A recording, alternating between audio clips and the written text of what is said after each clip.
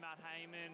Matty, obviously you'll be a key part of Orica's chances on Sunday. Whatever happens, you'll be one of the guys that they'll be counting on for experience. What do you make, first of all, of the course this year? It's obviously a little bit harder than last year. And how do you expect, I guess, how do you predict that's going to affect the way the tactics play out and the way the race plays out? Yeah, I mean, we are going back to a course that we have used before. We're just doing the laps, so it's not new to everybody. It's definitely hard, but it's an honest course. And I've always liked racing around here. I think it's got something for everybody. It's not a pure climbers race. It suits guys that have got a bit of grunt, and it really just the win is always somebody who's on great form in January. So yeah, as far as being a part of Green Edge, I'm excited to be putting that jersey on and changing teams, and it's walking into a high pressure situation. I mean, we've got everything to lose and nothing to gain really. We're expected to win, or expected to do very well. So yeah, looking forward to it, but also a bit daunted by the prospect. And as always, it's going to be a hard race, and hopefully put on a great spectacle. For you personally, obviously last few years with Sky, and you've it's much smaller teams, so it's a much different approach in terms of at nationals. This year, as you say, all eyes will be on you guys to almost dictate, control the race. Is that the way you see it? Yeah, for sure. I mean, I did like coming into this race, being the underdog and being able to just do your own thing, come in, fly a bit under the radar. But like I said, I mean, you are a professional athlete to be in these situations and have pressure, and when you can pull it off when the chips are down, that makes it all more worthwhile. So as much as it is nice not having that pressure, being in this situation gives a tone, and often people rise. So hopefully the team, I'm pretty sure there's a few guys on the team that have done their homework this year, so I think we'll be ready to go on Sunday. Can you give me any names? I haven't been, and that's half of the problem with this race is everybody's been away in their own towns or home cities training and preparing.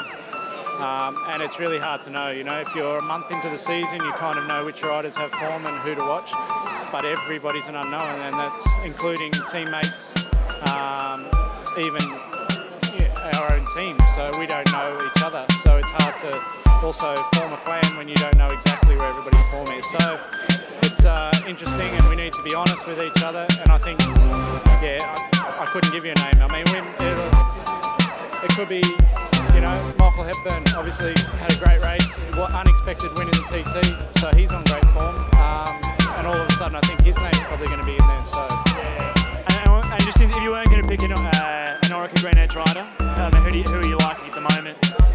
Richie, Cadell? Yeah, no, look, coming from Sky last year, Richie, I'd definitely like to see the jersey at Tour de France, and I'll go with Richie.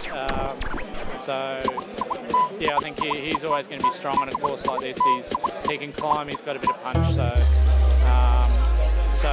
like I said, I have no idea what he's been training, and it would be nice to see some of his files to find out what he's been doing. All right, thanks, Matty. Cheers.